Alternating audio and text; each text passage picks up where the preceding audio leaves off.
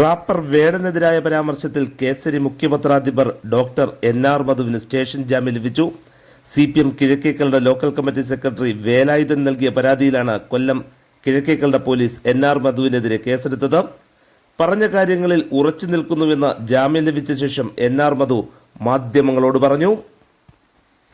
Station ജാമ്യം കിട്ടിയിരിക്കുകയാണല്ലോ. അപ്പം വേടനെതിരായി ആ പറഞ്ഞ കാര്യങ്ങൾ ഇപ്പോഴും ഉറച്ചിരിക്കുന്നുണ്ടോ?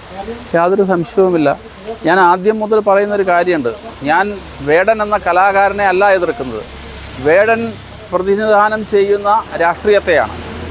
പാലസ്തീൻ പതാക പുതച്ചുകൊണ്ട് പാടുന്ന രാഷ്ട്രീയം അത് ഈ രാജ്യത്തിൻ്റെ ദേശീയ ഐക്യത്തിന് അനുകൂലമാണെന്ന് ഞാൻ കരുതുന്നില്ല.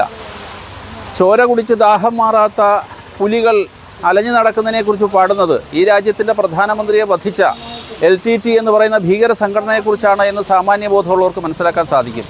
ബുദ്ധൻ എന്ന് പറയുന്ന സഹനത്തിൻ്റെയും കാരുണ്യത്തിൻ്റെയും പ്രതീകത്തെ ചോര കുടിച്ച് അലയുന്ന മറ്റൊരു പ്രതീകമായിട്ട് അവതരിപ്പിക്കുകയും സ്വന്തം വളർത്തുപട്ടിക്ക് ബുദ്ധൻ എന്ന പേരിടുകയും ഒക്കെ ചെയ്യുമ്പോൾ അത് മ്യാൻമറിൽ നിന്ന് വരുന്ന ഭീകരവാദികളെ പിന്തുണയ്ക്കുന്ന നയമാണ് എന്ന് മനസ്സിലാക്കാനും സാമാന്യ ബുദ്ധി മതിയാകുമെന്നാണ് ഞാൻ കരുതുന്നത്. ഇപ്പോൾ അദ്ദേഹത്തിന് പിന്നിൽ വിഘടനവാദികളാണെന്ന് താങ്കൾ പ്രസംഗിക്കുകയും അതിനുശേഷം നടന്ന സകല ഇന്റർവ്യൂകളിലും താങ്കൾ പറയുകയുണ്ടായി.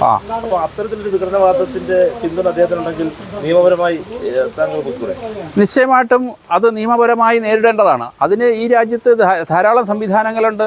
നമ്മുടെ പോലീസുണ്ട്, അധികൃതരുണ്ട്. ആ അധികൃതരുടെ മുന്നിൽ ശ്രദ്ധ ക്ഷണിക്കുക എന്നതാണ് ഒരു പ്രസംഗകൻ എന്നുള്ള നിലയ്ക്ക് ഞാൻ ചെയ്യേണ്ട കാര്യം. അതിനപ്പുറത്തേക്ക് പോകേണ്ട കാര്യം എനിക്കുണ്ടെന്ന് ഞാൻ കരുതുന്നില്ല.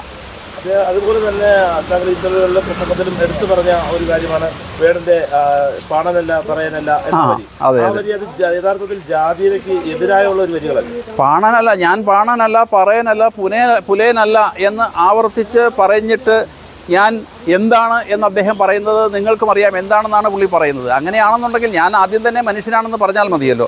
നമ്മുടെ സമൂഹത്തിൽ ഈ ആധുനിക കാലത്ത് നമ്മൾ ജാതിയെ മറന്നു തുടങ്ങി, ജാതീയമായ വിവേചനങ്ങളെ മറന്നു തുടങ്ങിയതാണ്. ഇത് സത്യത്തിൽ ഇത്തരം ജാതി വിവേചനങ്ങളെ അരക്കിട്ടുറപ്പിക്കുവാൻ വേണ്ടി ആവർത്തിച്ച് പറയലാണ് എന്ന് സാമാന്യം നമുക്ക് മനസ്സിലാക്കാൻ സാധിക്കും. സോഷ്യൽ മീഡിയ നടക്കുന്ന ചർച്ചയിൽ അതായത് കൃത്യമായി പറഞ്ഞാൽ പട്ടികജാതി പട്ടികവർഗ്ഗങ്ങൾക്കെതിരെയാണ് താങ്കളുടെ പ്രസംഗം എന്ന് ഒരു തരത്തിലുള്ള സംസാരമുണ്ട്. എന്താണ് അതിനെക്കുറിച്ച്? അത് ആ ഒരു വാദം തന്നെ എന്താണ് ഈ പറയുന്ന റാപ്പ് സംഗീതത്തിലൂടെ വേടൻ എന്ന് പറയുന്ന കലാകാരനെ കൊണ്ട് മറ്റുള്ളവർ ചെയ്യിക്കാൻ ഉദ്ദേശിക്കുന്നത് എന്ന് വ്യക്തമാണ്. കാരണം ഈ ഹൈന്ദവ സമൂഹത്തിൽ ജാതീയമായ വേർതിരിവും അനൈക്യവും ഉണ്ടാക്കാൻ വേണ്ടിയിട്ടുള്ള ഒരു ബോധപൂർവമായ പരിശ്രമം വേടനെ മുൻനിർത്തി നടക്കുന്നുണ്ടെന്നാണ് ഞാൻ മനസ്സിലാക്കുന്നത്. അതുകൊണ്ടാണ് ഇന്ന് ഈ ആധുനിക കാലത്തും ഇത്തരം ജാതിവാദങ്ങൾ ഉയർത്തുന്നത്. ഇപ്പം സ്റ്റേഷൻ ജാമ്യം കിട്ടിയിരിക്കുകയാണ്. അപ്പം ഇനിയും ഉള്ള അങ്ങയുടെ ഈ നിലപാട് തുറന്നു പറയുന്നതിന് ഞാൻ ഇന്നല്ല കാലങ്ങളായി ശരിയെന്ന് തോന്നുന്ന കാര്യങ്ങൾ ഉറക്കെ പറഞ്ഞുകൊണ്ടിരിക്കുന്ന ആളാണ്. അത് ഇനിയും തുടരുക തന്നെ ചെയ്യും.